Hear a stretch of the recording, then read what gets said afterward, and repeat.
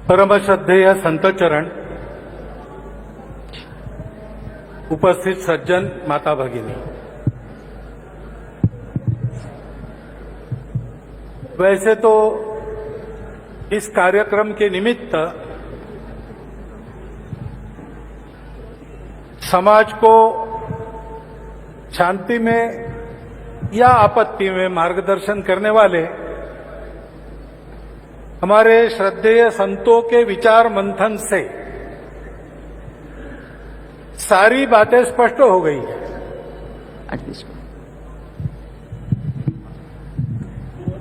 परंतु वो बातें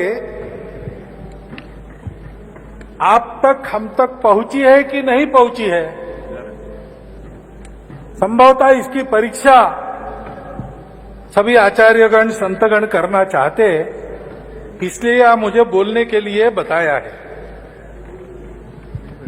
वेश मुझे ऐसा बना दिया है, लेकिन वेश बनने से ज्ञान और वैराग्य थोड़ी आता है। उसके लिए तो तपस्या करनी पड़ती है।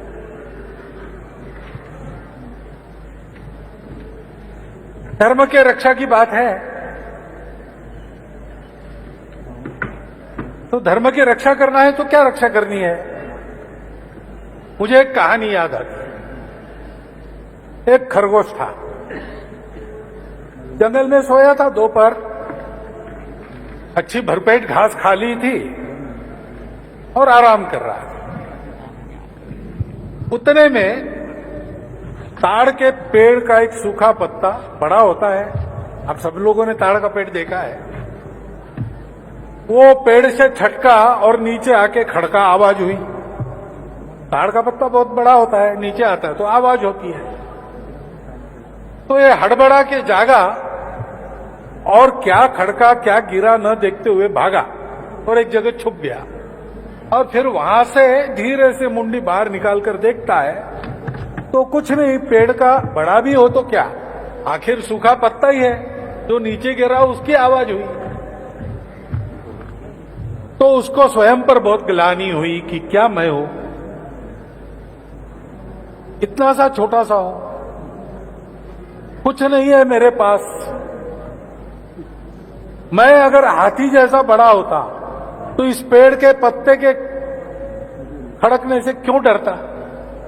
भगवान भी क्या अन्याय करते हैं, सबको कुछ न कुछ दिया है जिससे वो अपनी रक्षा कर सके।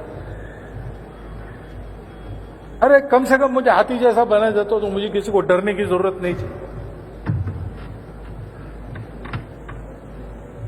तो भगवान तो सबकी सुनते, उसकी भी सुन रहे थे।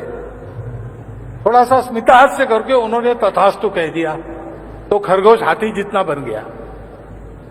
उसको बड़ा आनंद हो गया, किसी को डरने की जरूरत नहीं।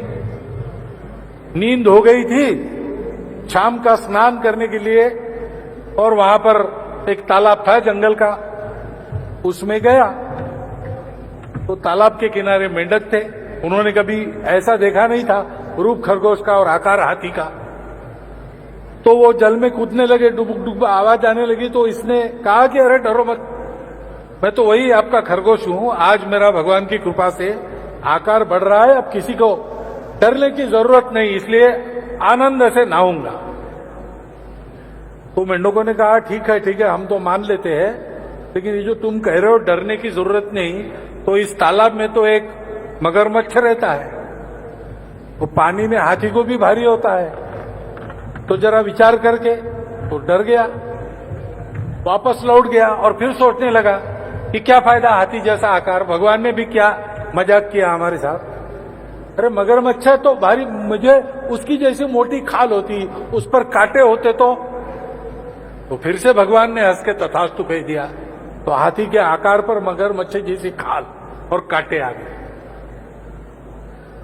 तो फिर लौटा स्नान करने के लिए। उतने में देखा उसने कि जंगल के सब जानवर भाग रहे हैं। हाथी भी भाग रहा है, शेर भी भाग रहा है, हिरन भी भाग रहा है, चीता भी भाग रहा है। कोई एक दूसरे को खाने की सोच नहीं रहे, सब एक दिशा में भाग रहे हैं। पीछे से बंदर कूदकर आ रहे थे। उन्होंने पूछा बंदरों को, क्या हुआ भाई, क्यों भाग रहे हो।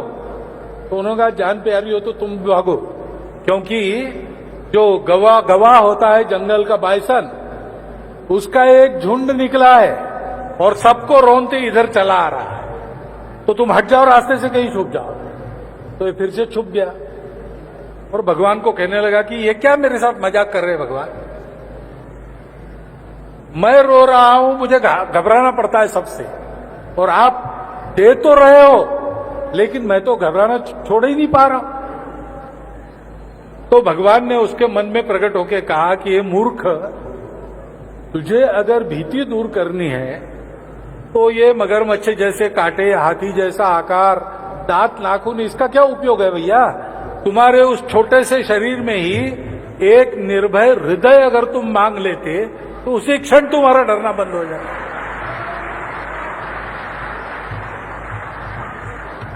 हम हिंदुओं की अपने देश में आज की स्थिति ऐसी ही है,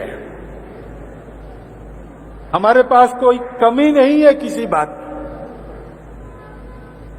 इस देश में अभी भी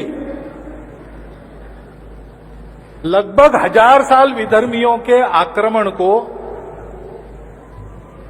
पाशविक अत्याचारों को झेलकर भी हम 80% तो हम ही हैं, और कौन है?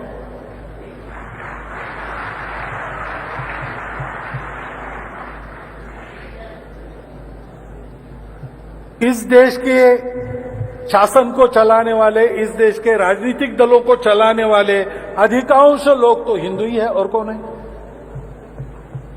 शासकीय कर्मचारियों में अधिकांश तो हिंदू है, और कौन है? क्या नहीं है हमारे पास इस देश में? ये हमारा देश है। आज भी हमारे मंदिर खड़े और मंदिर खड़े हो रहे हैं। हमारी परंपरा ने हमको जो सिखाया है वो शाश्वत है। सारी दुनिया इक्वालिटी की बात फ्रांसीसी राज्य क्रांति के बाद करने लगी,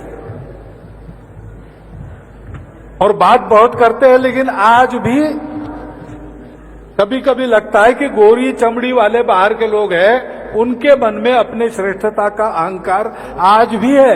ऐसा वहां अन्य रंगों के लोग जो है उनको लगता है, वो बोलते भी है। लेकिन हमारे यहां तो ये समता की बात हजारों वर्षों से बताई जा रही है। यहां रामानुजाचार्य जी की सहस्राब्दी के निमित्त उनकी विशाल मूर्ति को देख रहे हैं, उनका यही उपदेश था।